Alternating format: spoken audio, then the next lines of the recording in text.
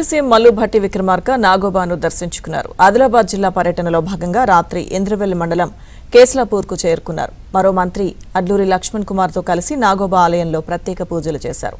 పూజల అనంతరం మెస్రం వంశీయులు, మంత్రులు, ప్రజాప్రతినిధులను సంప్రదాయ రీతిలో తెల్లపాగాతో సన్మానించారు.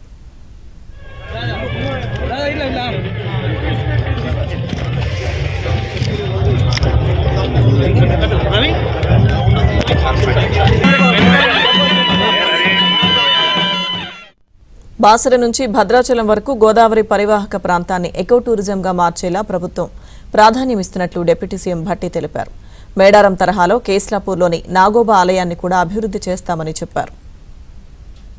రంగంలో తీసుకున్న నిర్ణయాలన్నింటినీ పూర్తి చేయడం కాకుండా ప్రజలకందరికీ మేము చెప్పినటువంటి ఇల్లు కానీ, లేకపోతే ఫ్రీ బస్ రేట్ కానీ, లేకపోతే 200 యూనిట్లు ఫ్రీ పవర్ కానీ, ఉచిత విద్యుత్ కానీ పంపిణీ కానీ, ఇలా చెప్పుకుంటూ పోతే ఉచితంగా నిరుద్యోగ యువకుల కోసం చేసేటువంటి ప్రణాళికలు కానీ, చదువుకోవడానికి పనికొచ్చే young India integrated residential schools కానీ, ఇంద్రమల్లి కానీ, ఇవన్నీ కూడా అజేయంగా పూర్తయ్యేటట్టుగా ప్రజలు అందరూ ఈ లబ్ధి పొంది అభివృద్ధి చెందేటట్టుగా ఎదగాలని చెప్పి